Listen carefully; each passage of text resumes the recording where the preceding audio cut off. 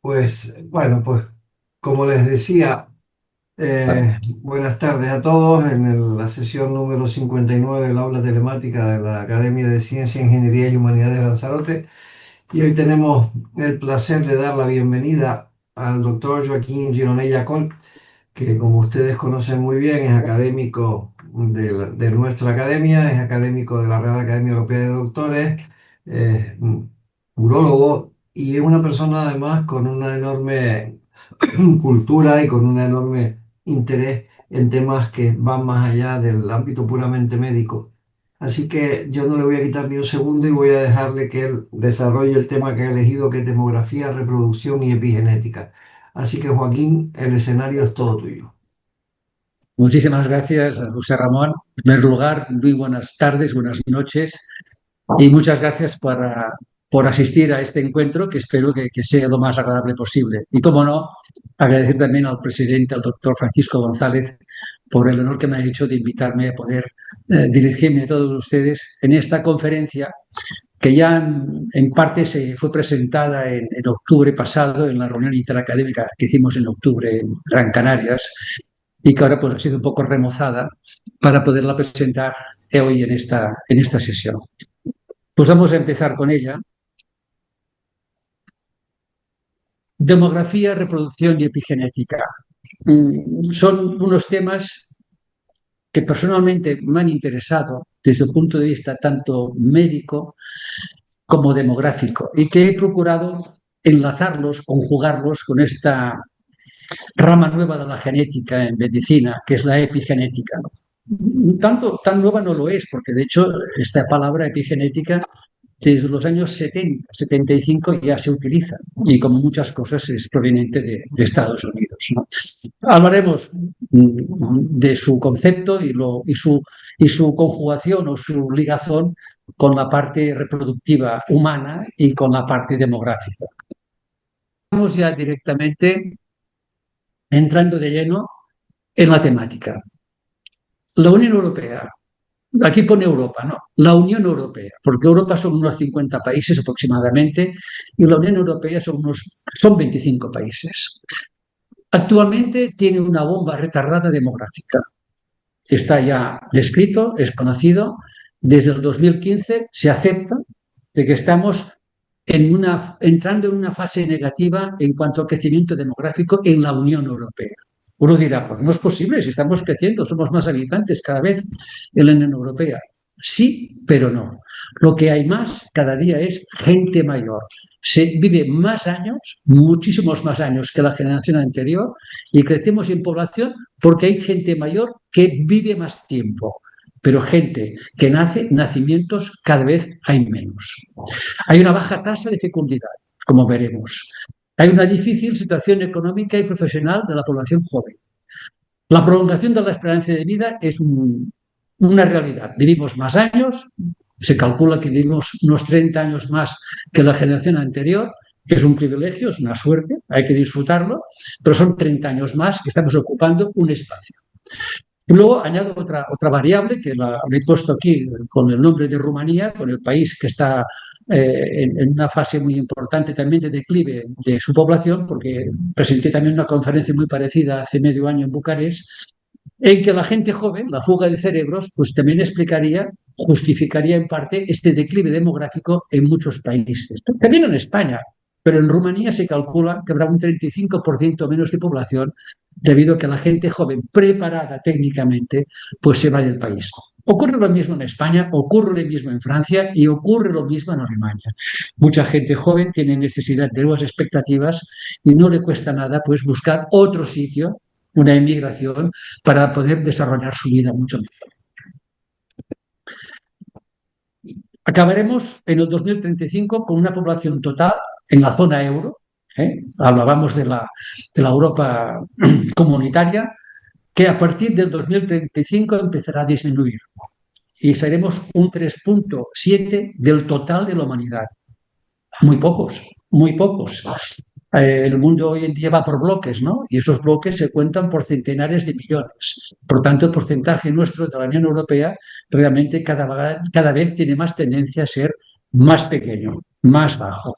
Aún así hay que reconocer que los problemas demográficos no solo atañen a la Unión Europea, sino también atañen a países como China. China lleva 4 años en un decrecimiento importante de su población. No, importante no, significativo de su población.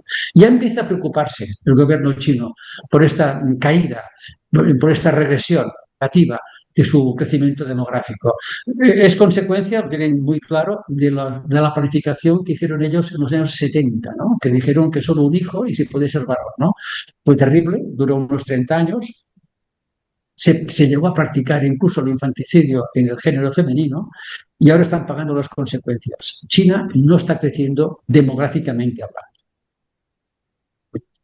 Aquí vemos en esta gráfica que va hasta el 2023 el declive de nacimientos que hay en la Unión Europea. Estamos llegando hasta el 2020 a la mano derecha, debido a que la tasa de fecundidad de las mujeres europeas, de la Unión Europea, pues está bajando. Si en el 2019 el número de nacimientos en la Unión Europea era de 1,53, está muy por debajo del 2,1 mínimo, que sería la tasa de reposición de la población. Es decir, por cada pareja, por cada mujer, hay 1,5 nacimientos, cuando tendría que ser 2,1. De esta manera tenemos una tasa de reposición para una siguiente generación. Yo puedo afirmar que en España y aquí mismo en Cataluña estamos en tasas del 1,1 y 1,2. O sea, técnicamente, demográficamente hablando, estamos condenados a desaparecer. En Francia, que estaba por una tasa de 2,1, 2,2 hace poco tiempo, están sumamente preocupados porque tienen una tasa de fecundidad en 1,7. Aquí estamos en 1,1. Bien, entremos en un tema más biomédico para entender bien esta situación demográfica en declive en la Unión Europea. El tema más importante a nivel biomédico es el envejecimiento de la mujer y, por tanto, el envejecimiento del ovocito. Cada vez tenemos ovocitos más ancianos, ovocitos mayores, ovocitos de gente mayor. Digo el ovocito porque es el gameto esencial para la reproducción. La mujer nace con un número finito de esos gametos y cada uno de esos gametos puede ser fecundado por un solo espermatozoide y de ahí saldrá un nuevo ser, una nueva persona. Esos ovocitos, cuando son jóvenes, son mucho más fáciles de fertilizar por un gameto masculino y dar lugar a un ser humano. Cuanto más tiempo pasa para este ovocito, más envejecido está y como su número es limitado, es finito, las cuentas también son limitadas. Por tanto, la presencia o la existencia de personas del sexo femenino mayores, portadoras de unos ovocitos envejecidos y finitos, condiciona mucho el éxito reproductivo de una nación o de una civilización. Yo siempre digo que para que puedas montar una civilización es necesario tener un aparato reproductor femenino en primer lugar y masculino en segundo lugar y una buena educación. Con esas dos cosas puedes organizarte y montar una civilización. Si uno de los dos falla, no haremos nada. Y aquí empieza a fallar el envejecimiento de los ovocitos, porque son esenciales. Es uno cada 28 días. En cambio, el hombre, cuando eyacula millones de gametos masculinos y solo uno será el que vamos a aprovechar. En cambio, el ovocito, en la fase ovulatoria de la mujer, en la menstruación, solamente es uno cada 28 días y no todos pueden ser fecundados. Por tanto, veamos los límites que tenemos la humanidad para reproducirnos. Por tanto, la probabilidad de una mujer de concebir de forma natural disminuye significativamente a partir de los 35 años. Y ahora veremos que hay cada vez más mujeres que intentan quedar embarazadas a partir de los 35, 40 y 45 años. Vamos un poquito de una manera antinatural, porque una mujer puede quedar embarazada a los 20, 22 y 18 años con todas las garantías del mundo para poder reproducirse sin ningún problema. Miren aquí la media de edad que tenemos hoy en día en Europa, en la Unión Europea. Si miramos los países del sur del Mediterráneo, España, Italia y Grecia y Portugal, la mujer tiene los partos entre los 31 y 32 años de media. 31 y 32 años de media. muy parecido a los países escandinavos, a los que siempre intentamos imitar. Tampoco sé por qué, pero también tienen una media de edad muy elevada en los países escandinavos. La mujer también tiene su primer hijo, su primer nacimiento, a partir de los 31 o 32 años. En cambio, en los países ya más centroeuropeos, como Francia, Alemania, Bélgica, Austria, Suiza, curiosamente la tasa es un poquito más baja, la edad, mejor dicho, perdón, son 29 años. No sé por qué, me imagino que porque también han sido receptores de mujeres inmigrantes más tempranamente que nosotros, ¿no? Y la mujer asiática y africana tiene tendencia a tener los hijos más jóvenes, en edades más tempranas, ¿no? Y luego vemos los países del este, como Polonia, Chequia, Eslovaquia, Rumanía, que tienen el primer nacimiento a los 27, 28 años, 26 años, según qué país. Aquí vemos que hay realmente un retraso importante en el primer nacimiento en la zona de los países mediterráneos. Yo utilizo el tema de demografía líquida o las características líquidas de la demografía para hacer una especie de acomodación, de enlace entre la demografía y la biología, ¿no? Yo digo que la demografía tiene unos caracteres líquidos, y utilizo un poquito la terminología de este sociólogo polaco-inglés Bauman, que de él me he inspirado, realmente lo reconozco, es así, que utilizó el término de sociedad líquida, ¿no? Como algo que es muy incierto y muy difuso. Luego hablaremos de ello. Y aquí lo utilizo o lo aplico en la demografía porque entiendo que la demografía tiene características líquidas también, pero nos puede ayudar a entender que se puede modelar con la biología. Es decir, la demografía líquida no estudia solo números de población, sino la fluidez, la movilidad, la fragmentación y la inestabilidad de los grupos humanos. Atiende a fenómenos como migraciones globales, adaptaciones psicobiológicas, cambios en las estructuras familiares, identidades móviles, precariedad laboral, movilidad digital. Hoy en día hay mucha gente que tiene pues, 2, 3 pasaportes, tiene residencia en un país, pero está en otro. Esos días leía en la prensa que han nacido 1,5 millones de chinos en Estados Unidos. Voy a leer este artículo que es muy interesante. Salió hace 2 o 3 días publicado en la prensa, ¿no? Pues resulta que las clases altas de China pues iban con sus esposas embarazadas a tener el parto, el nacimiento en Estados Unidos para obtener también su nacionalidad, porque parece ser que la 14ª enmienda de la Constitución norteamericana permite a los extranjeros, padres extranjeros que nacen con su hijo en Estados Unidos, que el hijo tenga el pasaporte o la identidad de Estados Unidos.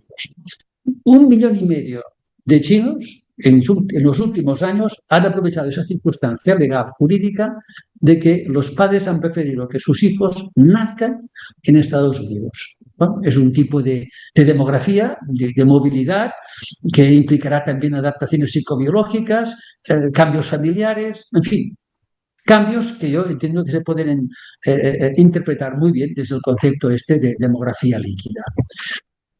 La demografía líquida o las características líquidas de la demografía se manifiestan por la movilidad de la población. La población hoy en día es muy, muy, muy móvil. Somos migrantes continuamente, el ser humano, viajamos más que nunca. Aquí hay que introducir también el turismo como otra manifestación, como otro fenómeno de la demografía líquida. Hay una transformación de las estructuras familiares. Hoy en día en España creo que hay más de una docena de estructuras familiares reconocidas legalmente. Hay una evolución de la natalidad, lo hemos visto ahora, los cambios que hay en Europa especialmente y en los países occidentales, en el retraso en la natalidad y en el número de hijos. El envejecimiento y la longevidad, esto en el mundo occidental es un lastre, y no es un lastre, por supuesto, también, pero es una realidad. Vivimos muchos más años y crece la población porque la gente vive más años, no porque nazca más gente joven.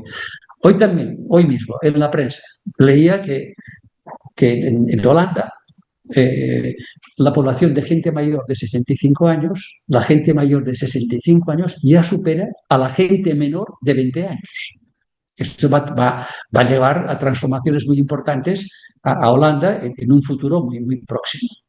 Luego las identidades demográficas, las poblaciones no son estáticas, sino que son móviles, muy inestables, moldeadas por contextos cambiantes. En fin, todo eso son marcadores que en el presente son vividos con fluidez, con mucha fluidez y que reconfiguran incluso las fronteras. Bueno, el objeto del estudio son las migraciones internas del campo a la ciudad, entre países o continentes.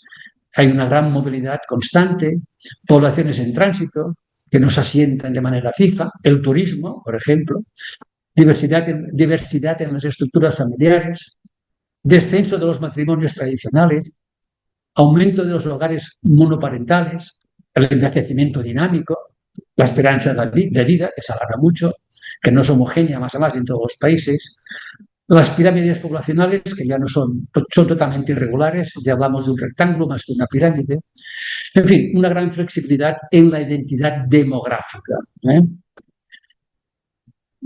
Las categorías clásicas de sexo, género y nacionalidad son mucho más fluidas. El creciente reconocimiento de identidades múltiples y diversas, la inestabilidad de los patrones de natalidad y fecundidad, las caídas drásticas en algunos países desarrollados, altas tasas aún en regiones en desarrollo, pero también en cambios rápidos, impacto de la globalización y de la tecnología, los desplazamientos virtuales, teletrabajo, digitalización, todo eso modifica las dinámicas de residencia y pertenencia. Repito, hay muchas personas que tienen varios pasaportes y pueden decir, mira, yo estoy residiendo aquí con este pasaporte, pero en cambio estoy viviendo o estoy alojado en otro país porque tengo 2 o 3 nacionalidades. Computar todo esto realmente se hace muy complejo. En fin, y se crean comunidades demográficas líquidas no atadas al territorio. Esto es una gran realidad. Por tanto, las poblaciones no son estáticas, sino esencialmente móviles, inestables y moldeadas por contextos cambiantes. Bueno, esto es un pequeño grafo donde intento mostrar de una manera muy resumida y muy fácil de ver que si miramos, por ejemplo, enlazamos migraciones internas, pues se enlaza fácilmente con la movilidad constante. Y la movilidad constante se enlaza fácilmente con poblaciones en tránsito. El género diverso se relaciona con identidad flexible. Los hogares unipersonales también con movilidad constante y con migraciones externas. En fin, es un grafo en que muestra la complejidad que hay hoy en día con la movilidad de las personas, con los cambios de residencia, con los cambios de identidad, con los cambios demográficos que se producen. Es curioso porque siempre hablamos de migración cuando el ser humano ha sido más bien un nómada, ¿no? Como nómadas nos hemos siempre identificado. Ahora, en cambio, hablamos de migración, de migrantes, ¿no? Hemos transformado esta palabra, creo, aunque el significado es muy diferente. Si no recuerdo mal, dicen los paleoantropólogos que han existido unas 300.000 generaciones de Homo sapiens, ¿no? Y cada generación se movía el equivalente a 3 kilómetros. Es decir, que desde nuestra salida de África para llegar a Europa, a Euroasia, América y a Oceanía, pues se avanzaba por cada generación unos 3 kilómetros.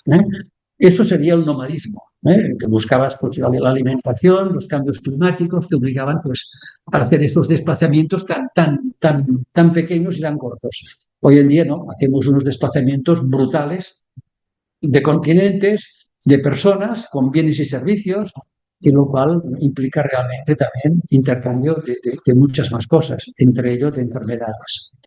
¿Y cuáles serían las implicaciones sanitarias de la demografía líquida? Yo pongo la primera, abortos.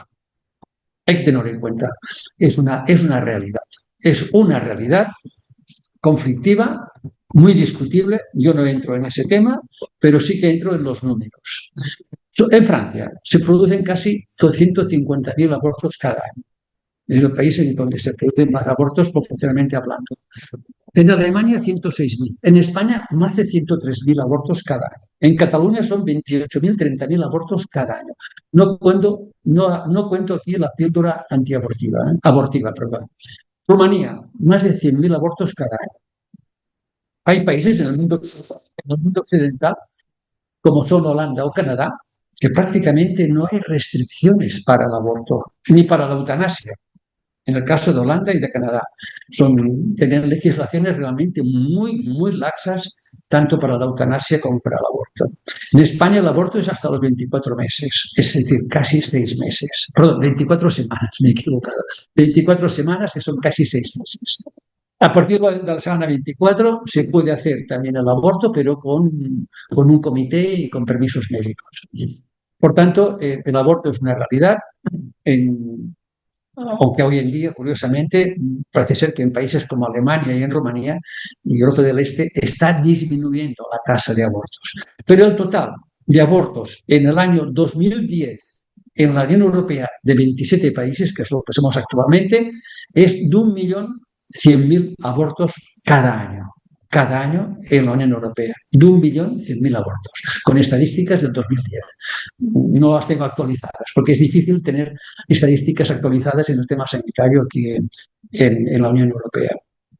En España se calcula que si no hubiese habido abortos, seremos ahora 4 millones más de personas. Esta diapositiva la paso porque es interesante, porque para que se pueda ver que también existe un mercado, por decirlo así, de poder abortar en el extranjero. El Sporting Abortion está así puesto en el euro, en la estadística europea de la Unión Europea. Hay mujeres que van de un país a otro para abortar. Por ejemplo, en España vienen mucho de Portugal. También vienen de Francia, es curioso. De Andorra, pues también. Andorra es un coprincipado, no forma parte de la Unión Europea, pero es un coprincipado donde está un copríncipe, que es el obispo de la Seu d'Urgell, por tanto es el Vaticano, y el copríncipe que hay también en París, que es el presidente de la República. Y de momento ahí todavía no está autorizado el aborto. También viene gente de Italia, del resto de Europa, etcétera. Curiosamente es una realidad.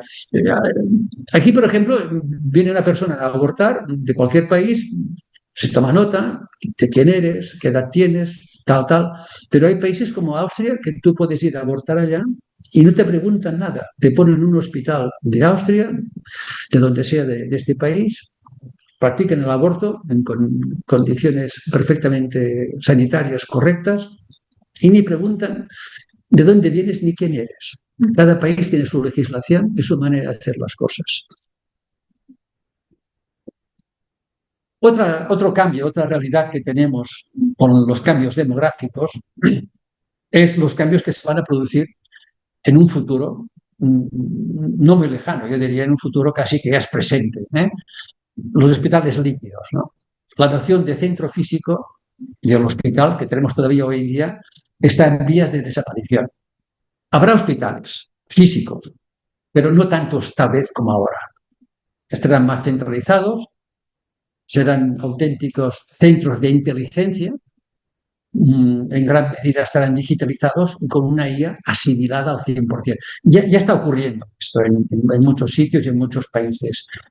Habrá una transformación muy importante con los hospitales gracias a esa tecnología que en cierta manera nos va a todos a facilitar a pacientes y a médicos los diagnósticos y los tratamientos. Pero vamos hacia una nueva concepción de futuro de esos hospitales, que no será solo un lugar, el hospital, sino que será también una plataforma de salud continua, que se mueve con el paciente, que aprovecha la tecnología para expandirse más allá de sus paredes y se adaptará de forma dinámica a cada necesidad.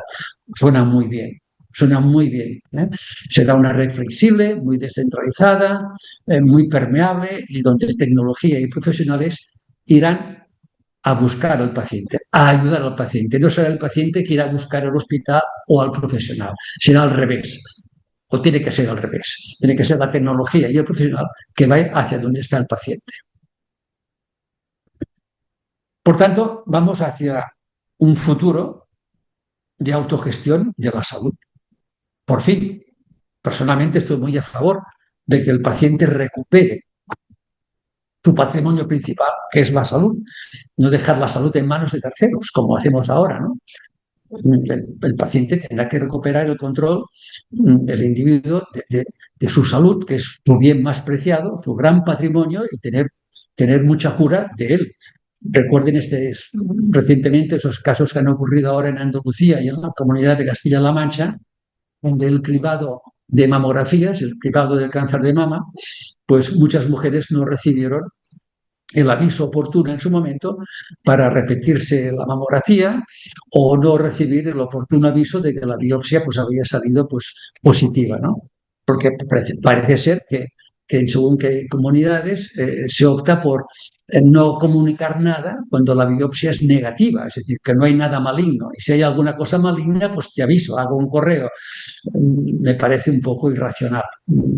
La necesidad de información es obligada por parte del sistema a los pacientes. No puedes tener una persona pendiente de una biopsia y pensar que si pasan 2, 3 semanas, 4 semanas y no me dicen nada, es que la biopsia ha salido normal. No, no, no, no puede ser así. Esto ha de cambiar y, por tanto, esa autogestión de la salud en que el individuo va a recuperar más control de sí mismo gracias a esa tecnología, en que vamos a ver que la enfermedad va a cambiar un poquito de concepto, ya será interpretada como una especie de proceso activo. Porque hoy en día, una cosa que hay muy importante en nuestra sociedad, en nuestra demografía, es que hay una gran incertidumbre. Es el mal de nuestra sociedad, ¿no? Hay una gran ansiedad, hay una gran preocupación por la enfermedad, hay una falta de información y una de las repercusiones más importantes que tenemos de la salud es la salud mental.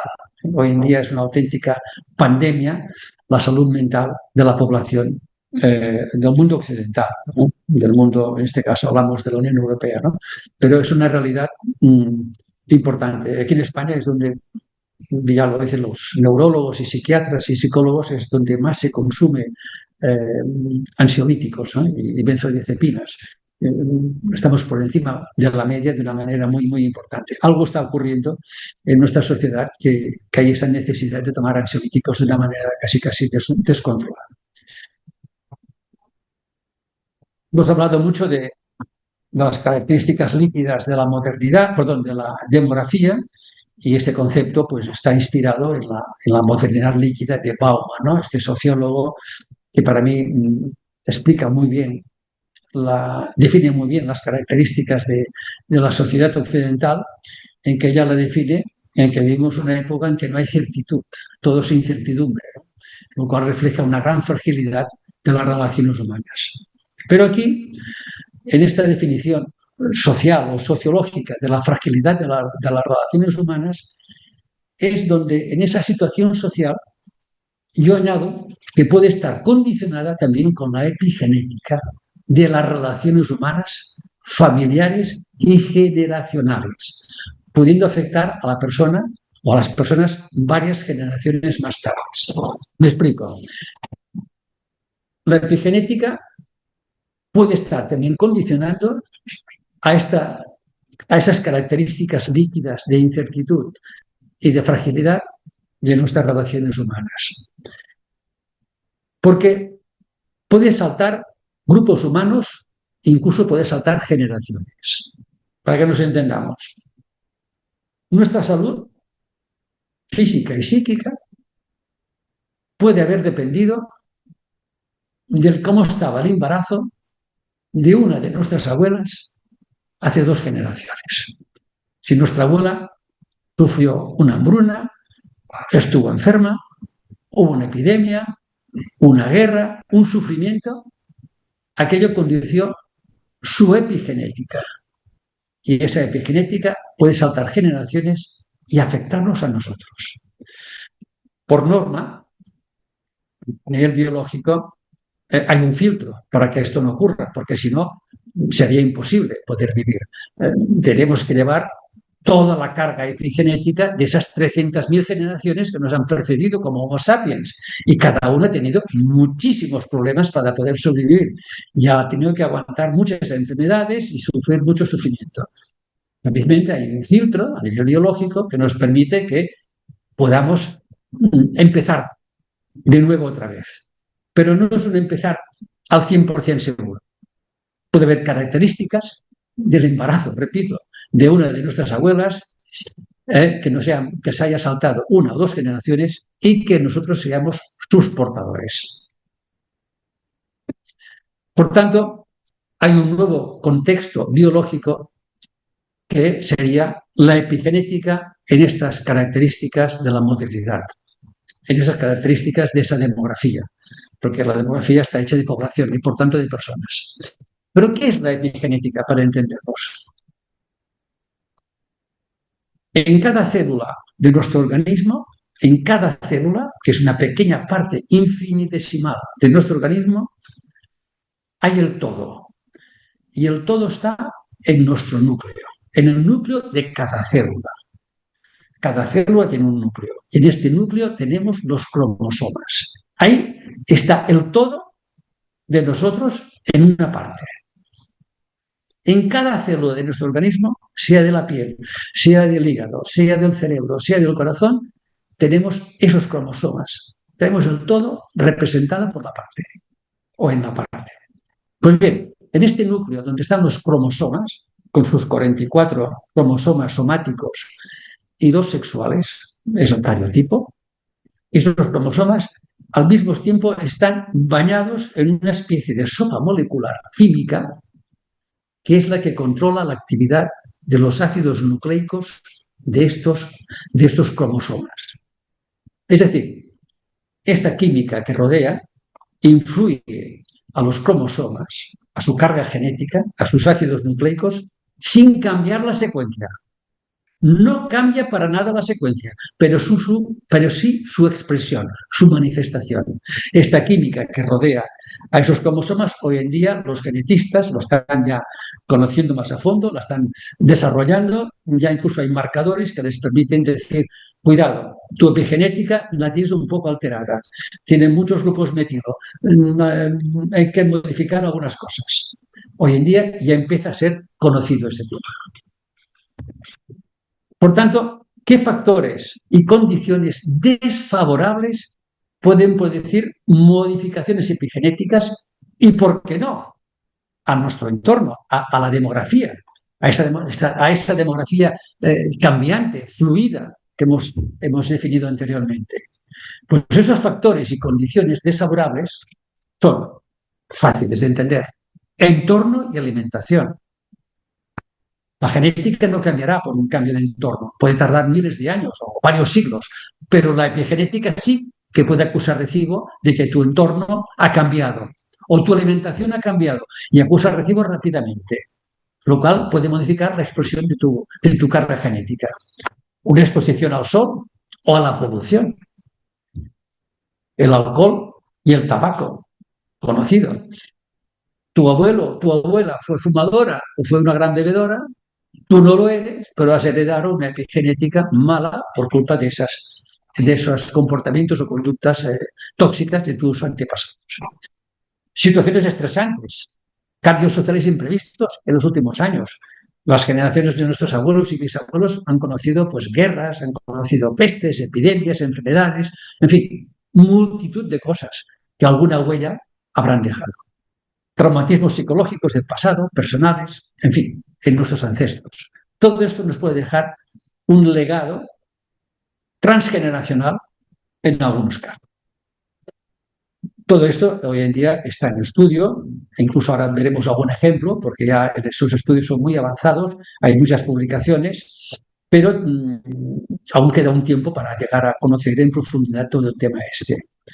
Por tanto, los cambios demográficos influyen en la información genética y epigenética transmitida entre generaciones. Repito, los cambios demográficos de hoy en día, de esa demografía con características líquidas, de fluidez, de cambio, de familiares, de traslado, pueden influir en la información genética y epigenética.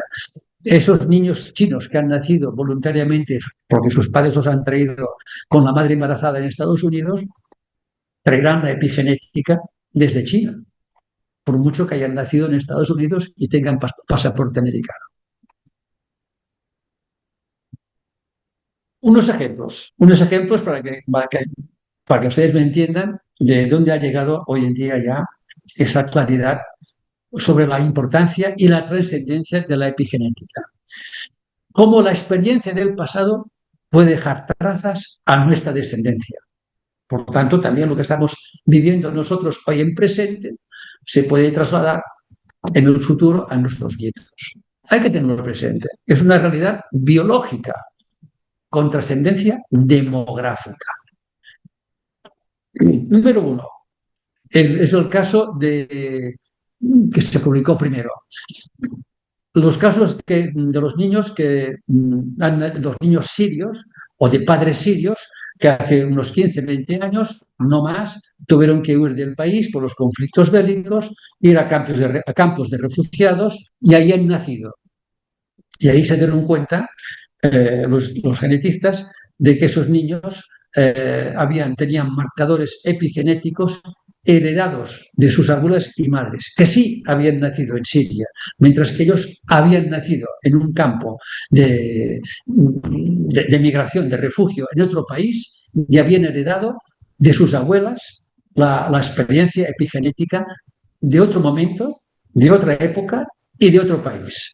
Ahí se constató por primera vez esa trascendencia, esa traslación de epigenética de las abuelas a los niños, nacidos fuera de su país, fuera de su contexto social, biológico y educativo.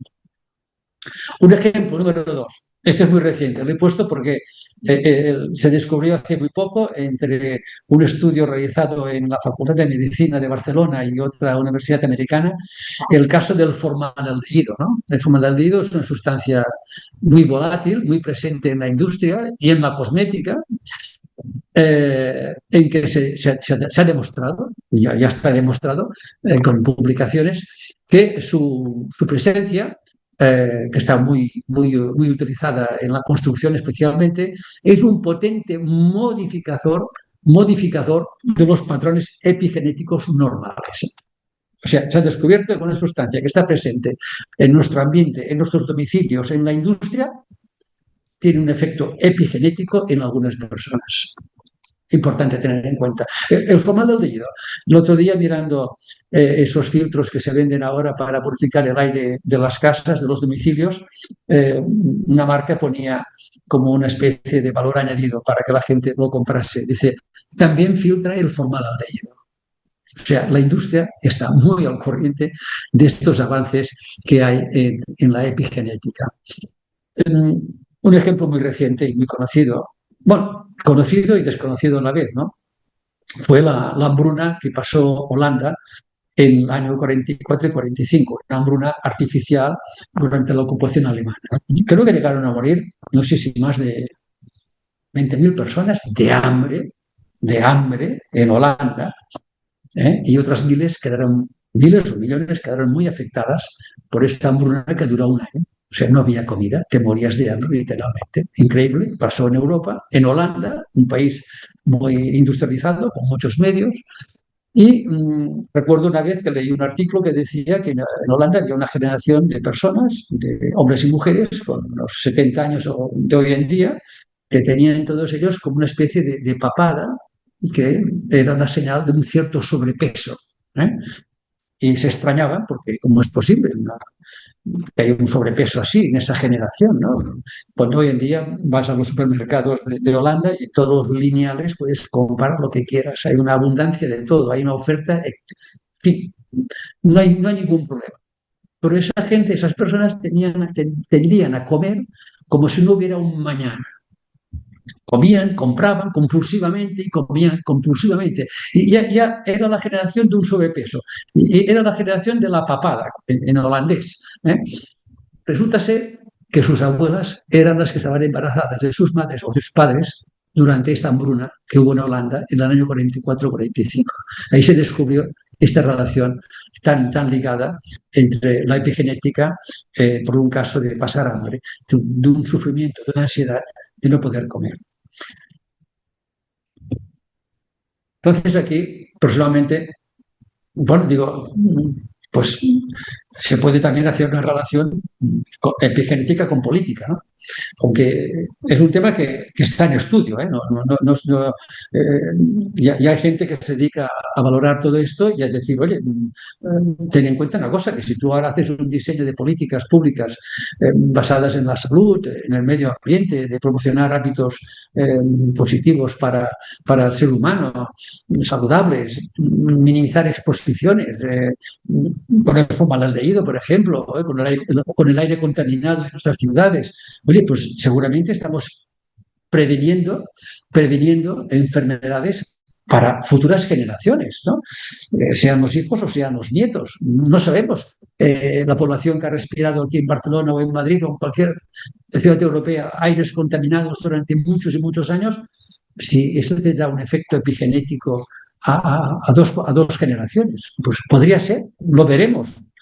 No nosotros, lo harán los políticos y la población que esté en aquellos momentos, ¿no? Pero hay que pensar de esta manera. Y empieza a haber estudios que quieren relacionar la actuación política con esas medidas tan saludables para hacer que tengamos una epigenética que influya positivamente en una demografía sana, una población sana, en un futuro, a dos generaciones. A dos generaciones. En contraposición, se puede invertir la dirección de esta inferencia y pensar lo contrario. Una mala política puede generar una mala experiencia epigenética, ¿no? El estrés crónico, la economía del estrés, el estrés a nivel económico, hoy en día todos son prisas en ese sentido. Decía Bauman, el creador de ese término de la demografía líquida, que hoy en día las personas no se hacen con el trabajo, sino que se hacen con el consumo. Somos consumidores netos. El consumo está marcando nuestras pautas mentales hoy en día, ¿no? La exposición a partículas tóxicas, la falta de regulación de muchas cosas, limitación de la atención sanitaria, desigualdades sociales y económicas, limitación de las dietas saludables, la falta de inversión en salud, esto ya es crónico, y ¿por qué no? La legislación laboral. Las leyes pueden condicionar mucho nuestra epigenética, nuestra salud en el presente y, ¿por qué no?, la salud de nuestros herederos, por decirlo así. Por tanto, la relación entre política, epigenética y demografía hay que tener en cuenta. Hay estudios muy embrionarios que ya empiezan a tratar ese tema. Vamos terminando. Por tanto, la epigenética, junto con las características líquidas demográficas, repito, la epigenética, factor biológico, junto con esas características líquidas tan variables, tan fluidas de la demografía, determina fundamentalmente no solo los procesos sociales y económicos, sino también los biológicos. Tanto lo social como lo biológico nos puede determinar procesos sociales, económicos y biológicos. La epigenética permite entender y medir esta diferencia entre la edad cronológica y biológica. Nuestra edad es más epigenética que no el número de veces que la Tierra da la vuelta al Sol, que es lo que hacemos todos. Tengo 80 años, bueno, son 80 veces que la Tierra ha dado la vuelta al Sol. No, haz un análisis epigenético y te diré tu edad más exactamente. Tal vez son 10 años menos de los cronológicos, pero es tu edad verdadera, la epigenética. En el último apartado pongo que la demografía líquida y la biología pueden verse como parios conjugados en el sentido de que se ocupan de las poblaciones, pero desde dominios distintos que se complementan. O sea, el mensaje es que entre esta nueva concepción o esta manera de ver la demografía y la biología, estos dos dominios que son aparentemente distintos son muy, pero muy complementarios. No hay que verlos por separados. Cada vez hay que verlos más solapados, más conjugados, por decirlo así.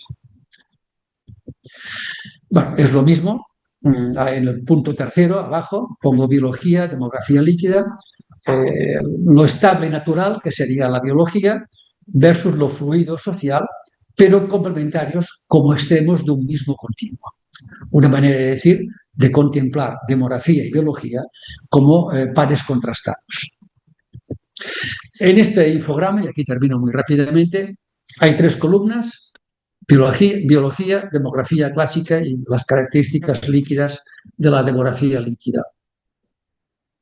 Si vamos al punto donde te pone factores determinantes, a nivel biológico, un factor determinante sería el medio ambiente, la genética, recursos y selección natural.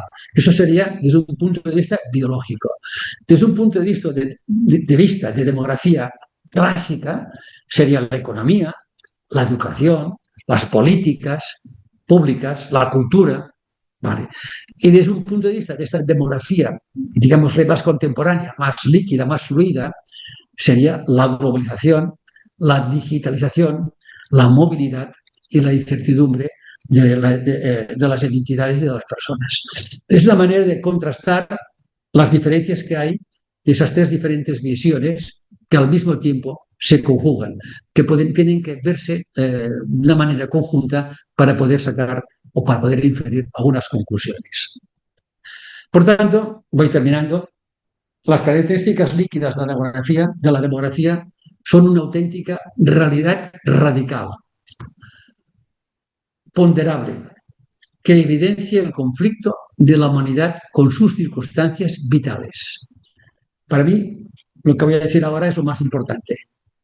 Para conjugar biología con demografía, se existe y se habita. Se existe y se habita. Estas 2 palabras para mí son las que nos permiten enlazar la biología con la demografía, porque la vida es un cambio constante.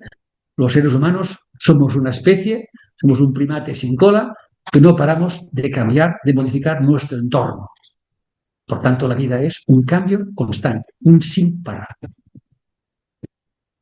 Y aquí pues voy terminando. Esos cambios líquidos de la demografía, con sus movimientos constantes, pueden llegar a ser un determinante clave en cuestiones biológicas o médicas, ya que esas fluctuaciones pueden afectar la distribución de enfermedades, la presión sobre los temas de salud y la disponibilidad de recursos. Es un concepto que refleja la realidad dinámica de las poblaciones modernas. Yo pongo muchas veces el ejemplo de la epidemia de la peste, ¿no? Que llegó a Europa por intercambios demográficos y de bienes y servicios. La peste era una enfermedad que estaba localizada en Vietnam y gracias a la ruta de la seda nos llegó a Europa. Es el intercambio de personas, de bienes y servicios, pues también transportan enfermedades. Por tanto, esa demografía móvil, fluctuante, es determinante para muchas cosas. Aquí en Barcelona, por ejemplo, hemos vivido, la gente no es consciente de ello, pero en el siglo pasado todavía se vivió muchas fiebres amarillas que diezmaba la población de Barcelona y de otras ciudades como Palma de Mallorca, debido a que los puertos, que es una entrada de mercancías y de bienes, también una entrada de personas que provenían de otros lugares donde habían pues cepas resistentes a esta enfermedad y ellos nos trasladaban estas enfermedades con los barcos a nuestra ciudad donde la gente estaba desprotegida. Pues toda esa fluidez de personas, de bienes y servicios, pues nos marcan, nos condicionan debido a esta fluidez de la demografía, de las personas. Y aquí termino con Dalí y la epigenética. Dalí era un enamorado de la ciencia, le gustaba mucho hablar con gente del mundo de la ciencia y el tema de la genética le interesó mucho. Y aquí dibujó en el lado izquierdo la escala de Jacob, con unos ángeles subiendo hacia el cielo, que simbolizaba pues, la cadena helicoidal del DNA. Y en el lado derecho vemos a El vuelo de una mariposa, creo que es el título, también con una cadena helicoidal del DNA de los seres vivientes. Y por último, quiero terminar con esta fotografía tan bonita. No es de una planta epigenética, es autóctona, es de Canarias. La descubrió mi amigo y compañero y colega Octavio Arango, que se cansó ya del quirófano y dijo: me voy a dedicar a la botánica. Se ha vuelto un experto en botánica de Canarias y una de sus plantas que ha descubierto es la que lleva su nombre. Grannovia ignea Arango. Es preciosa, está publicada en la Botánica Macaronesia en el año 2023. La halló en un volcán, creo, de Tenerife o de La Palma, no me acuerdo. Y con esto pues finalizo esta, esta conferencia que espero que haya sido del agrado de todos ustedes y quedo a su disposición. Muchas gracias. Muchas gracias, Joaquín, con esa preciosa imagen de la gran novia Ignea de tu amigo Octavio Arango, el cirujano que se convirtió en botánico aburriéndose del quirófano. Bueno, pues nada, yo sin más ya dejo a la audiencia que dispare a las preguntas que quieran hacer. Así que enchufen los micrófonos los que quieran hablar y así vamos a intentar verlos a todos desde aquí.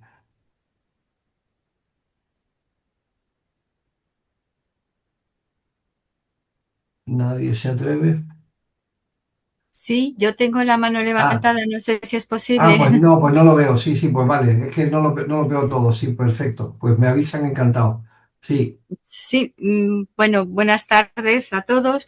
Me ha encantado la conferencia. No conocía el término epigenética, soy una total ignorante en medicina, pero me ha resultado muy curioso y me han surgido una pregunta y una pregunta comentario. La pregunta sencilla es si la epigenética se transfiere o se transmite exclusivamente por el género femenino, porque hablaba usted exclusivamente de las abuelas y no de los abuelos.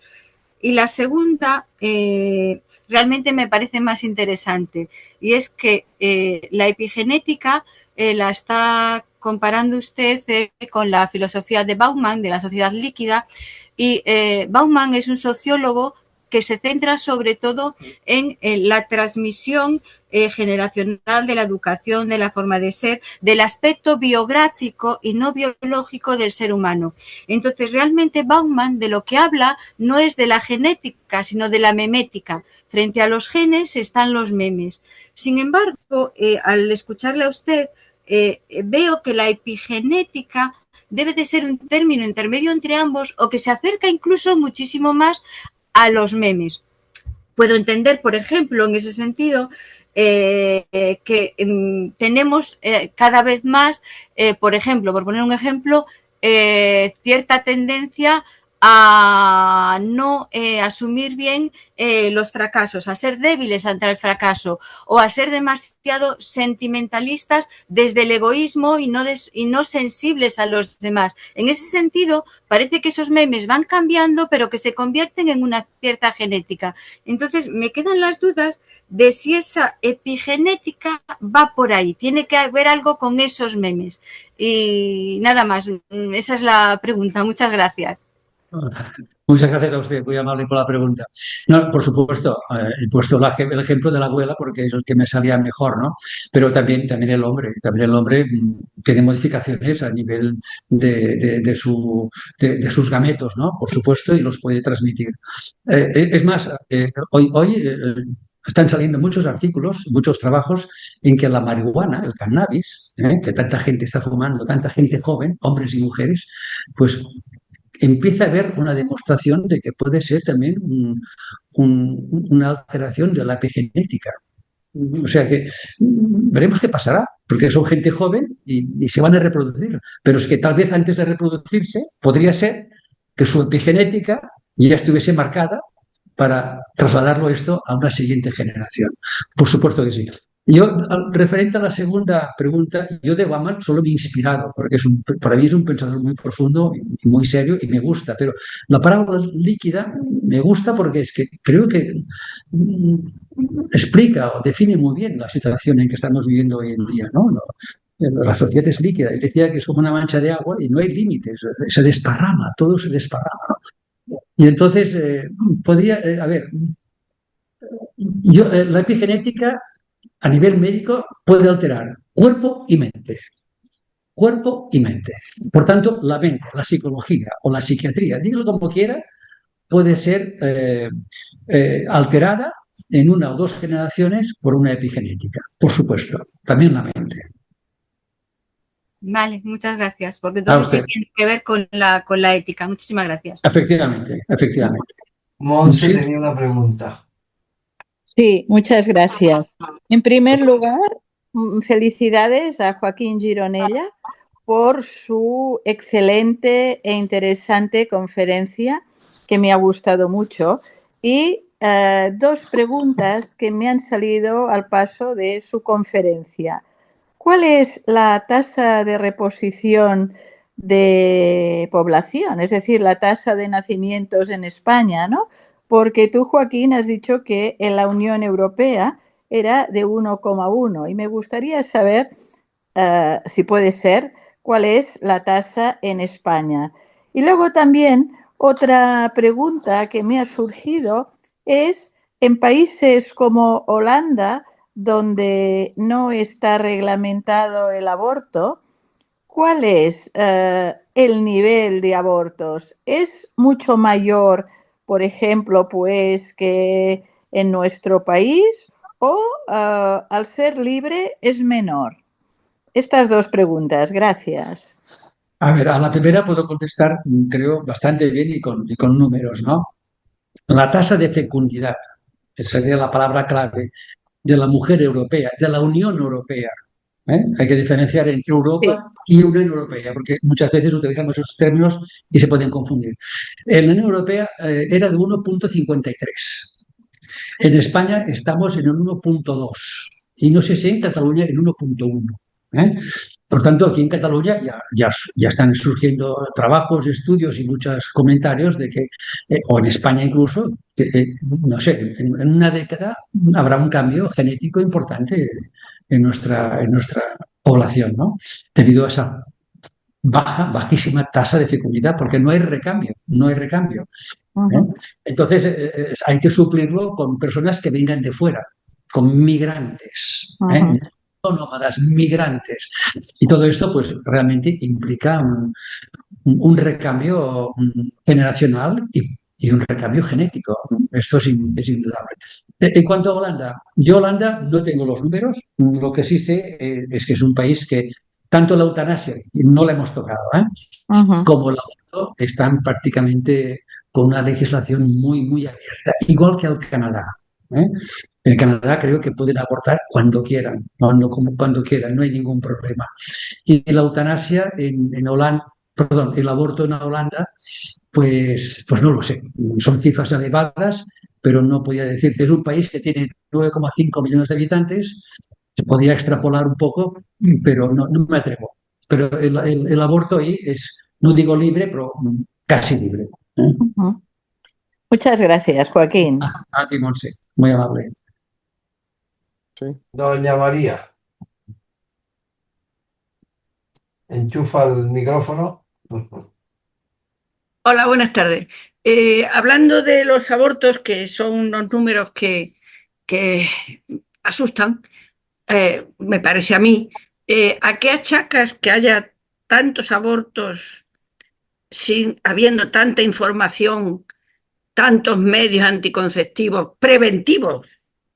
No digo en la píldora de después, pero sobre todo eso, tanta información, tanta píldora, tanto DIU, bueno, lo simple,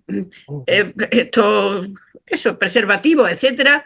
¿Por qué sigue habiendo esos números?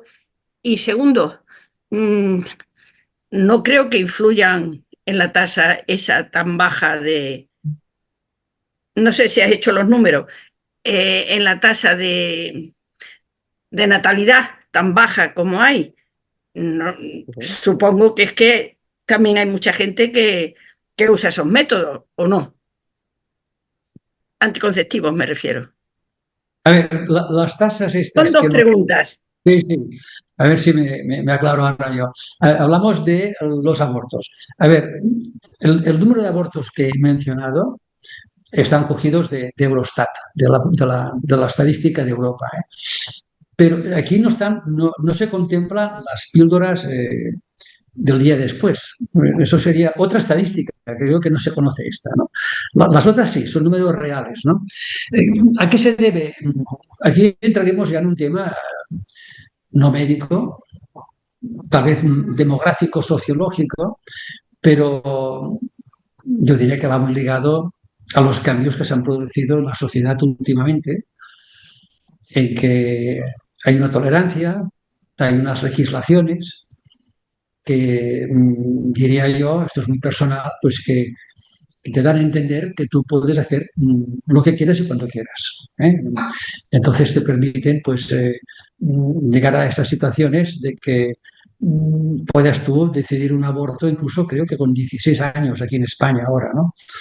Eh, es un tema que para mí es un tema interesantísimo, pero para hacer un debate junto con sociólogos, antropólogos, filósofos también, porque aquí hay unos cambios en la sociedad. Esto es evidente. Hay unos cambios en la sociedad.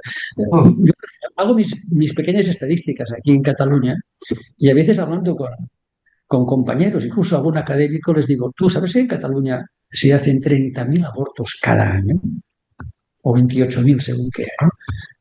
Son muchos, muchísimos abortos. ¿Qué pasa en la población de Cataluña, ¿no? ¿Por qué decides abortar? Puedes aportar incluso, creo que aquí en Cataluña o en España, porque mira, por condiciones económicas o porque tengo mucha ansiedad. En Canadá creo que, porque ahora no me apetece tener un hijo, pues no lo quiero, es que es una carga económica, no me interesa. ¿Eh? O sea, hay unas facilidades legales que tus deseos se pueden convertir realmente en derechos, que yo creo que está por aquí un poquito la clave, ¿no?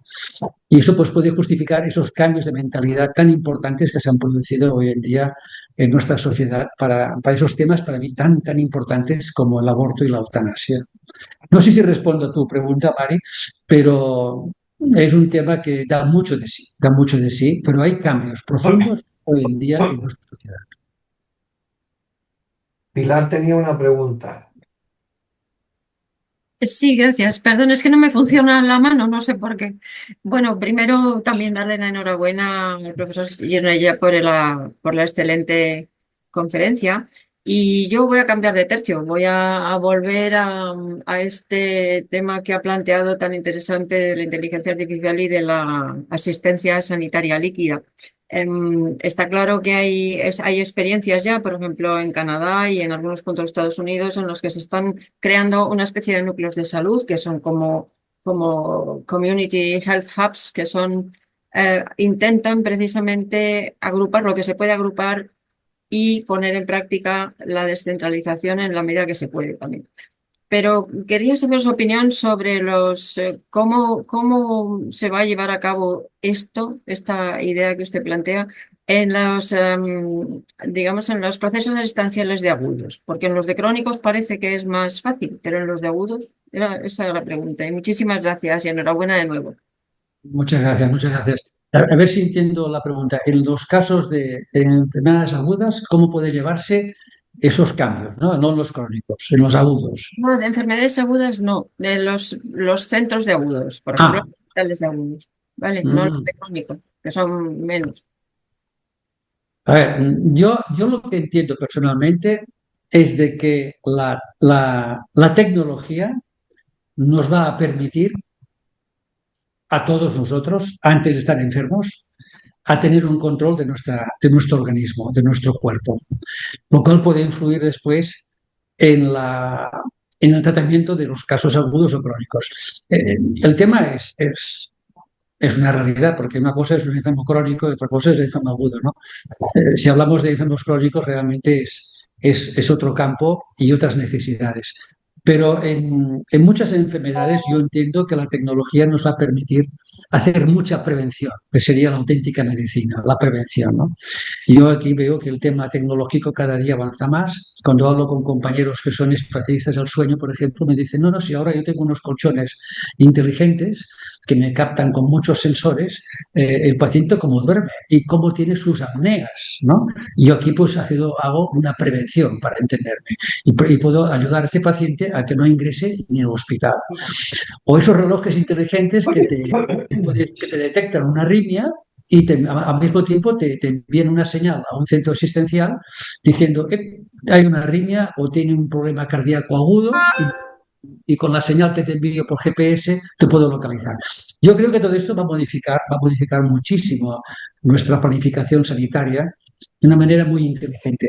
Por eso digo que los hospitales en el futuro serán más escasos, pero serán auténticos centros de inteligencia. Juan Jesús creo que tenía alguna pregunta. Pues sí, buenas tardes a todos y muchas gracias por esta conferencia que despierta tantas sugerencias y tan interesante, porque fundamentalmente ha centrado el tema en una cosa que es tan natural en la mente humana, que es buscar causas y efectos. Y lo que yo quisiera preguntar es si ha sido una impresión mía de que ha subyacido una visión un poco pesimista, porque has hablado sobre todo de problemas, seguramente.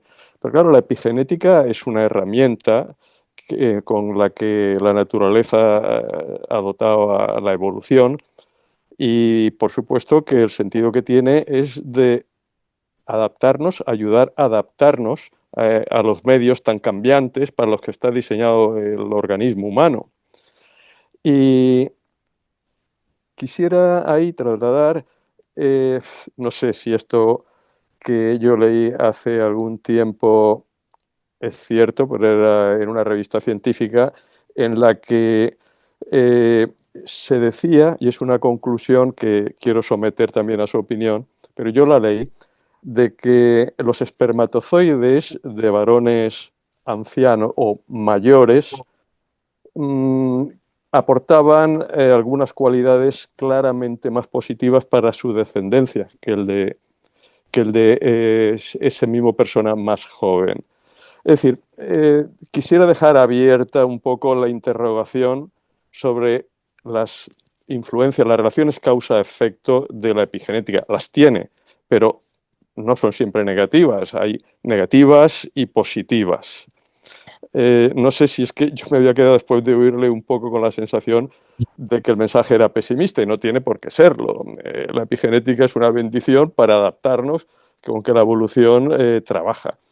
De manera que esa es fundamentalmente la idea que quería transmitir.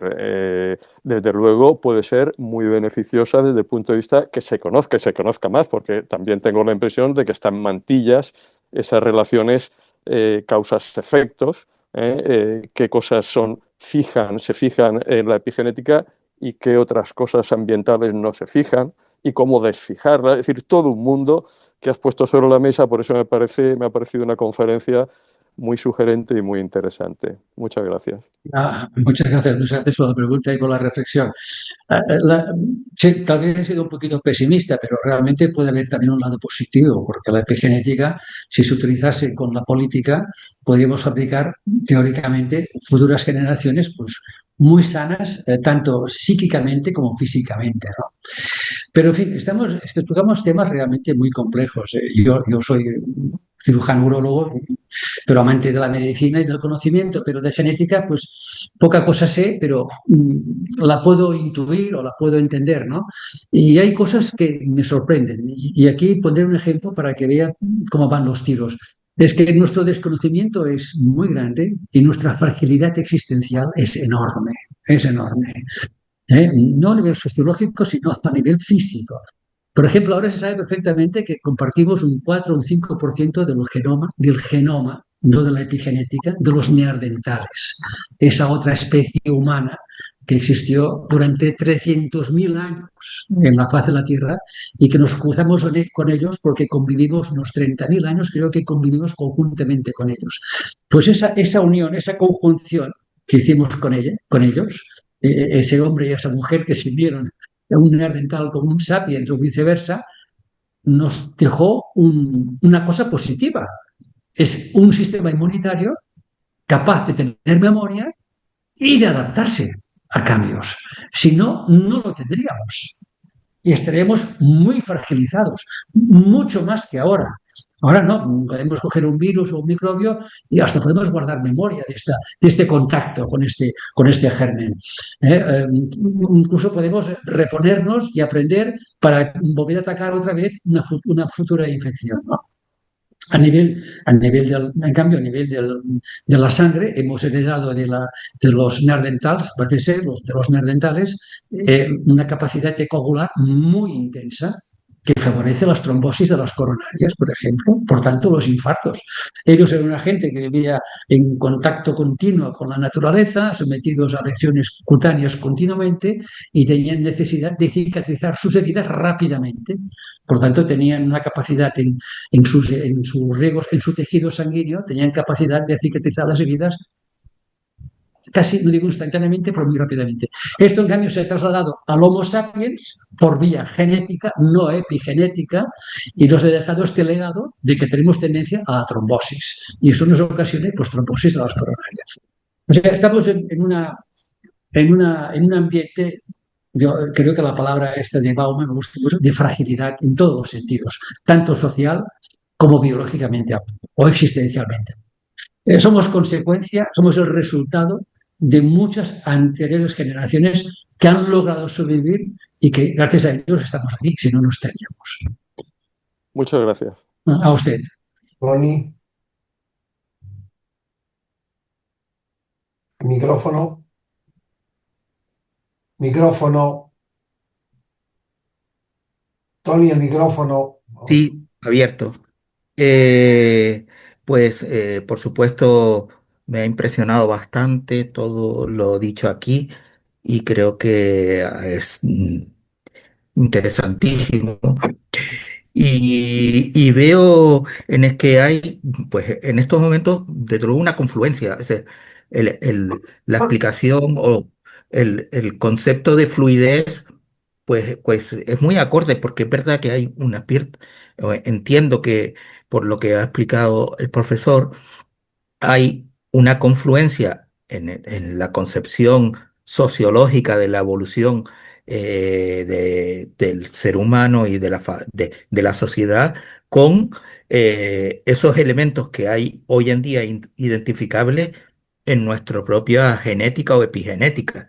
Desde luego, hay cosas que le preguntaría en el sentido de eh, las desigualdades, que es una cosa que en estos momentos está establecido en cuanto a las condiciones económicas, determinan la aparición de enfermedades y demás eh, problemas relacionados con el estilo de vida, ¿no? Y eso probablemente, y ahí sí entiendo que de lo que estamos hablando es de unas condiciones ambientales que no sé si condicionan o son consecuencias, pero evidentemente actúan sobre la epigenética. Entiendo que esto va así en este planteamiento. Muchas gracias por la pregunta. Le pondré un ejemplo muy rápido y creo que me explicaré y me entenderá. Hay un médico inglés que en los años 70 introdujo el concepto de medicina inversa. Repito, medicina inversa. Y partía de la base de que él decía que había determinantes sociales que influían en la salud de las personas. Y se dio cuenta de una manera muy sencilla. Creo que era un médico de cabecera, que pensaba, que observaba su entorno y dijo, es que la gente que tiene capacidad económica, que tiene más poder adquisitivo, que tiene un nivel de vida más elevado, que deben comer mejor, se pueden lavar mejor, pueden usar productos más sofisticados, pues mueren más tarde o tienen menos enfermedades que una clase media baja o baja. Entonces él dijo, no, voy a aplicar medicina inversa. Lo que yo aplico a todos globalmente, lo voy a dejar de aplicar y voy a empezar a tratar por la cola, por los más desafavorecidos social y económicamente hablando. Él lo dijo, medicina inversa. No sé, yo lo que aplico a todos, sean ricos, sean pobres, lo voy a aplicar de entrada a los que son más desafavorecidos. Y se dio cuenta de que sí, que había una repercusión importante en la calidad de la salud. Y eso hoy en día se llaman los determinantes sociales que condicionan la salud de las personas. Es una realidad, es una realidad. Puede haber muchos matices, pero ahora no recuerdo el nombre de este autor. Creo que es un Aparte de este médico, hay un sociólogo también muy importante en Inglaterra, porque Inglaterra en esos temas ha sido puntera, en esos temas de medicina social, realmente puntera, en muchos temas. Como, incluso creo que las UCIs y los cuidados intermedios también son inventos de la medicina inglesa. Pues eso sería una explicación de cómo lo social nos determina, la palabra es clave, nuestra salud. Había una última palabra pedida de Juan Luis.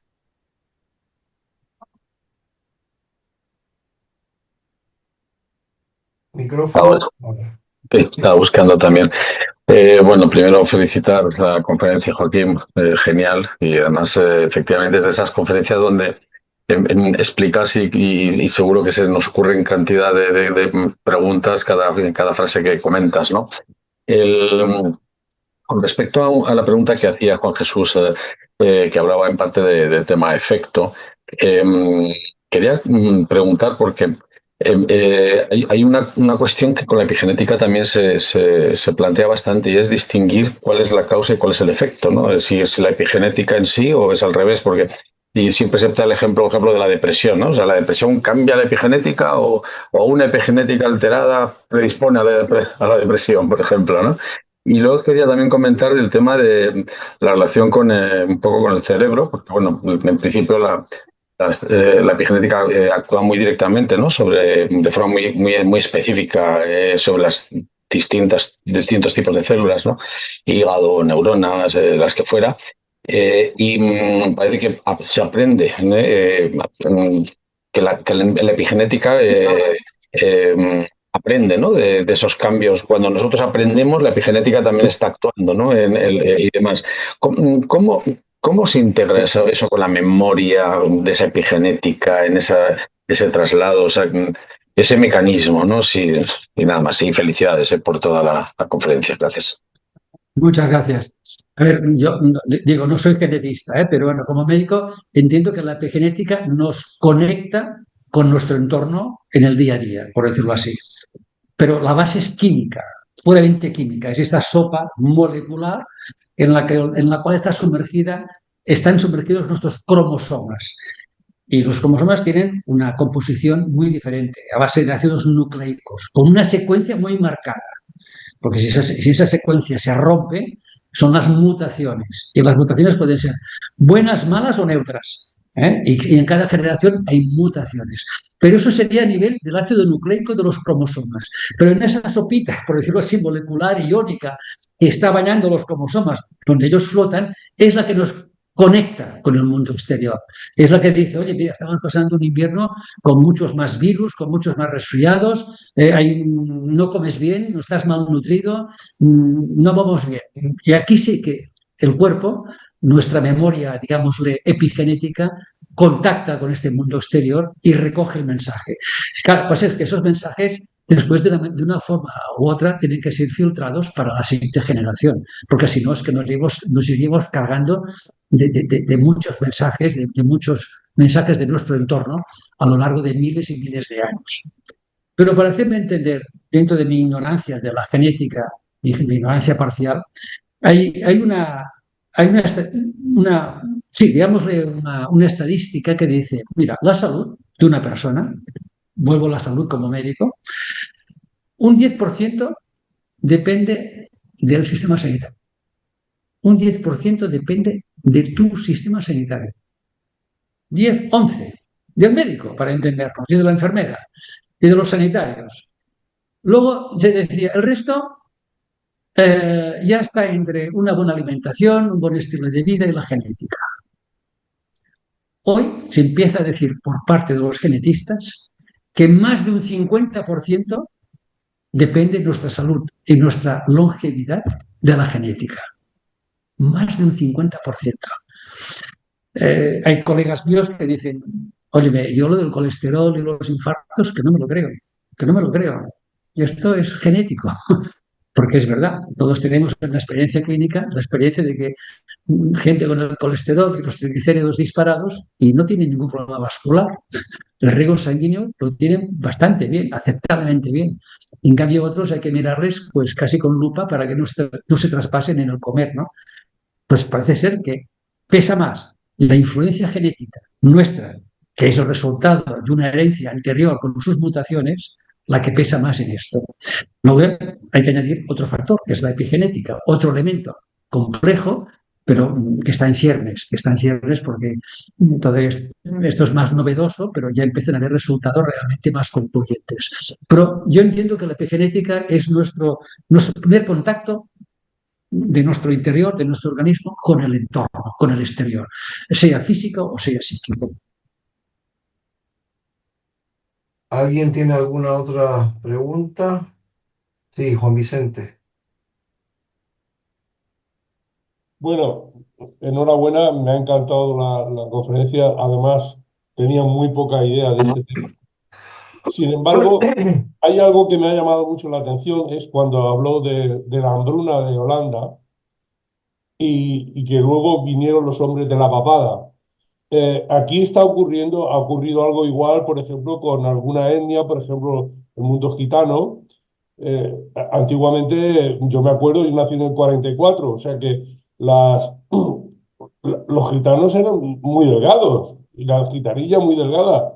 Hoy día va uno a un mercado, a un mercadillo y se encuentra todo lo contrario. Entonces mi pregunta no es llegar ahí, sino el paso siguiente. Después de los de la papada, ¿va a venir otra generación que tenga otra epigenética, que le vaya a cambiar la epigenética? Esa era mi pregunta. Yo entiendo que sí, que lo que hagamos ahora va a pasar a la siguiente y a la otra generación. Puedes saltar a otra generación fácilmente. ¿En cuántas veces en las familias se oye decir, tienes el carácter de tu abuelo o de tu abuela? Es que eres igual que él. O es que yo ni le he conocido a mi abuelo, pero es que eres igual.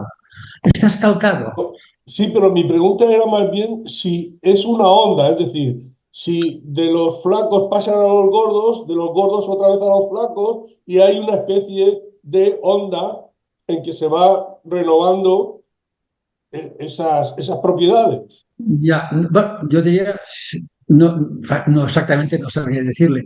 Yo diría que lo de la papada, por ejemplo, es porque se descubrió, después de analizar los nacimientos y las épocas, que había una relación causa-efecto entre esa hambruna y esa generación que eran los nietos, ¿no? Yo entiendo que si esos nietos o esa generación de esos nietos tienen un tipo de vida diferente, su mensaje epigenético será otro, por supuesto. Le pondré un ejemplo a nivel médico. Yo me pregunto qué mensaje epigenético nos va a dejar el COVID. La COVID, no lo sé, nadie lo sabe, pero estoy seguro que nos va a dejar algún mensaje.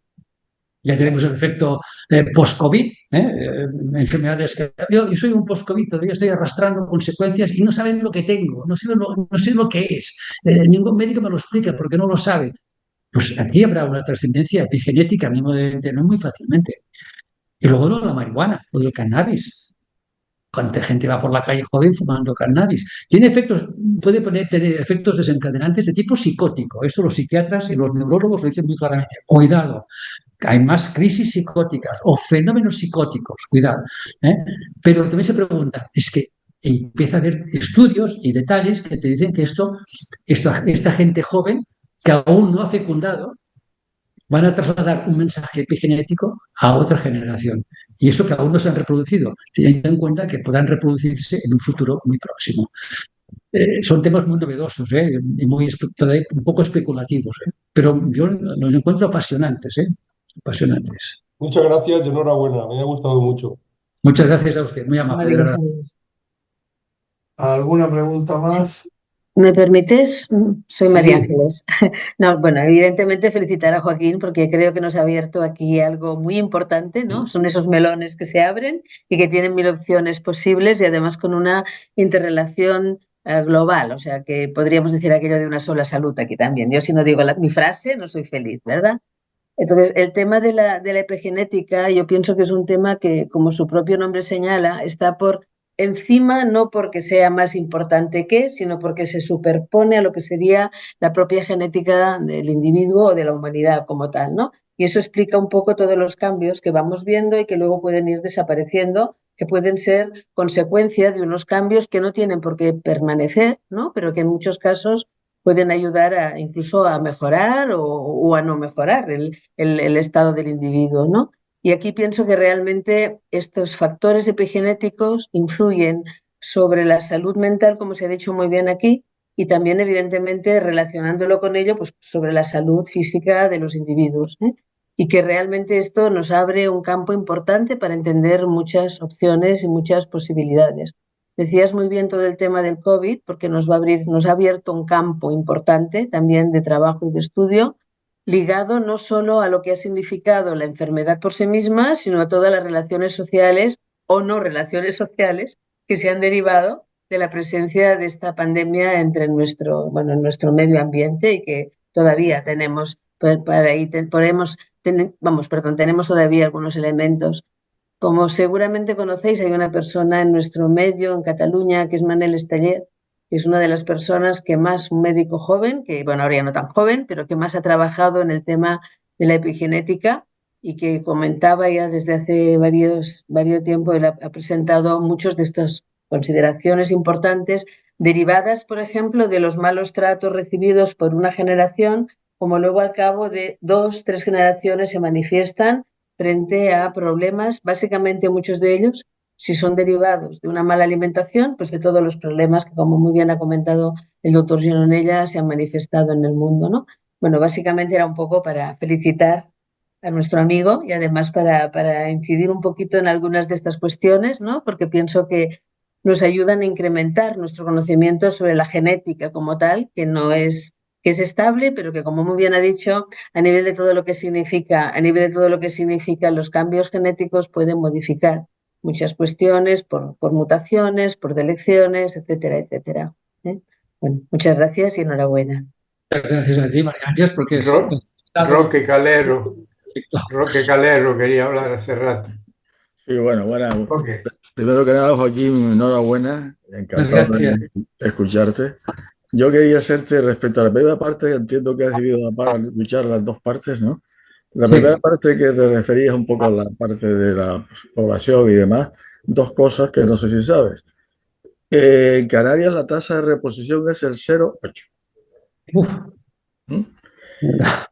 Primer dato. Segundo dato, el presupuesto de la sanidad en Canarias es el 45% del presupuesto. Solo en medicinas, 1.000 millones de euros cada año. Es un dato para que veas un poco. Sí. Pues esto nos condiciona, claro.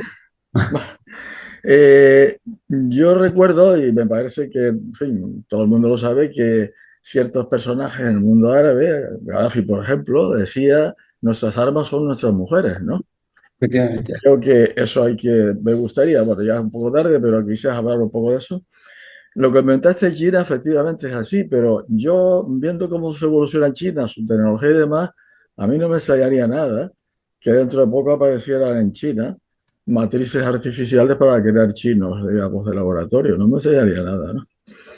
Entonces, en todo caso, hay una parte que a mí, comentaste la parte de la tecnología. A mí la tecnología me preocupa mucho, porque estamos creando un mundo occidental tecnificado, tecnológicamente muy conectado, y eso tiene dos problemas. El primero es vamos a llamar así, por simplificar, el hackeo, ¿no? Pueden entrar sobre tu salud y matarte quizás, ¿no? Y el segundo es, como se vaya la luz una semana, estamos listos, ¿no? Estamos listos, ¿no? Así que hay que tener muchísimo cuidado con este tema, ¿no? Pero, en fin, respecto a la segunda parte, bueno, los españoles pasamos una guerra civil y conflictos anteriores importantes, teníamos una talla media-baja en Europa. Han pasado los años, la talla media del español ha aumentado, se ha aproximado, ¿no?, a los del norte, y ahora tenemos una inmigración masiva procedente de Sudamérica con una talla más baja. Eso es de suponer que dentro de algunos años la talla media del español bajará también, me imagino, ¿no? En fin, una última pregunta, Joaquín. ¿Cómo ves tú una sociedad europea absolutamente envejecida? ¿Cómo la ves? ¿Qué se puede hacer? Yo lo que constato, mejor dicho, constato de que en Europa nos estamos envejeciendo, por supuesto. Los nacimientos cada día son más escasos. Lo que decía hace un momento, que en Holanda hay más gente mayor de 65 años que menores de 20. Lo veo nervioso, relájese, todo. Por tanto, puedo ya entender de que la tasa de fecundidad cada día está más baja en Europa y que esto puede justificar decisiones políticas varias, diferentes, que creo que ya se están haciendo hoy en día, ¿no? Tasas con esa palabra que a mí no me gusta mucho, pero en fin, de reposición, ¿no? Es que, claro, si no hay nacimientos aquí y hay una industria y hay que seguir creciendo, pues es que hay que buscar individuos, ¿no? Y hoy en día los sitios donde la gente se reproduce más es en el sudeste asiático y en el África subsahariana. Y aquí en Europa hemos escogido este modelo, este sistema, digamos, de vida, con su salud, con su bienestar, que nos ha conducido pues, a ese retraso en que las mujeres tengan su primer embarazo y luego la cantidad de hijos que se tiene por cada pareja, que es muy, muy baja. No sabía lo de 0,8 o 0,7 en Canarias, pero realmente es como decir, están condenados a desaparecer más pronto que los otros, ¿no? Porque lo veo así. Es un tema para mí apasionante, pero muy demográfico, muy sociológico a la vez. Y aquí es donde yo procuro trasladar este mensaje, ¿no? De que la epigenética y la demografía se conjugan. Hay que contemplarlas conjuntamente a los dos. La biología y la demografía hay que verlas de una manera conjugada o solapada para entender mejor esos fenómenos tan complicados. Pero lo que es una realidad, y me repito, ya lo sé, es que en Europa, si crecemos en población, es porque la gente mayor vive más, lo cual va a acabar, dentro de un tiempo acabará, empezaremos a descender, a descender, a descender, porque no habrá gente joven que nazca, a no ser que los traigamos de fuera. Y por supuesto, antes has hecho el comentario de que la mujer árabe tiene más tendencia a reproducirse, ¿no? Lo del vientre, ¿no? Esto es una realidad, ¿eh? Y hay países como Francia y esto lo tienen muy por la mano, lo conocen bien este fenómeno, por decirlo así. Gracias, Joaquín. A ti. ¿Alguna pregunta más? No hay más preguntas. Pues entonces, como es tradición, le voy a ceder los trastos al señor presidente para que ponga el colofón final a esta magnífica velada científica. Don Francisco, tu micrófono.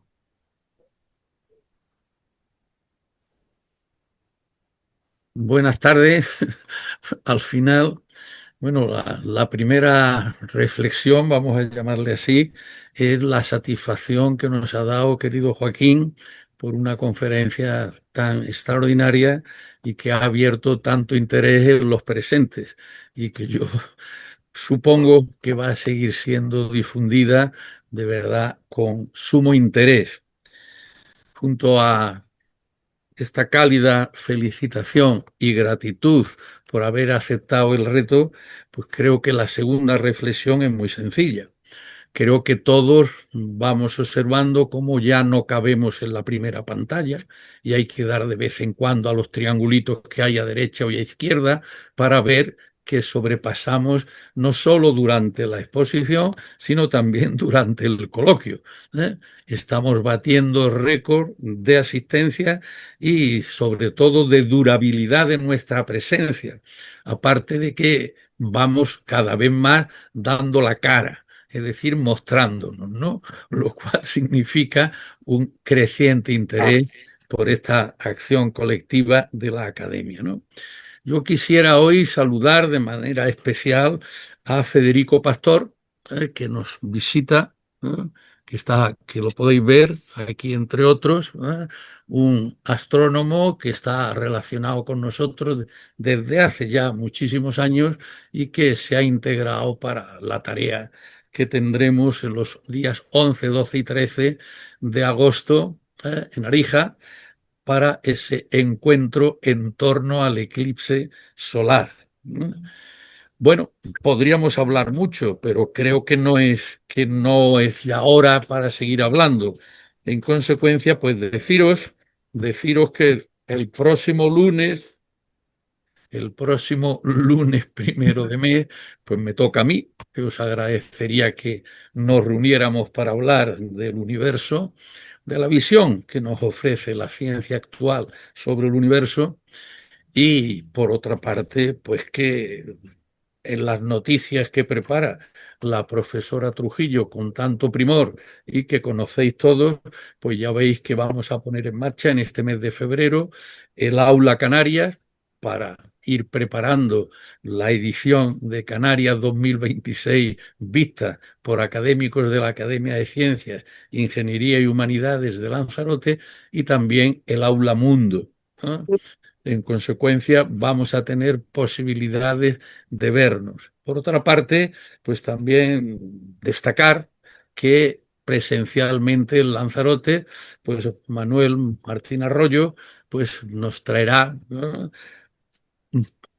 como hace todos los años, pues una sesión que llama Velada Literaria para estar en acuerdo con el Día de las Letras Canarias, que se celebra todos los años en el mes de febrero, ¿no? En consecuencia, felicidades, Joaquín. Gracias a todos por esta participación intensa y extensa y duradera, y que nos sigamos viendo en estos actos previstos, ¿no?, telemáticamente, y para los lanzaroteños, pues en nuestra sede, el Hotel Lancelot, ¿no? Así que hasta el día 23, que tendremos la primera sesión 2026 para el Aula Canarias y el libro Canarias 2026. Muchísimas gracias a todos y hasta pronto, ¿no?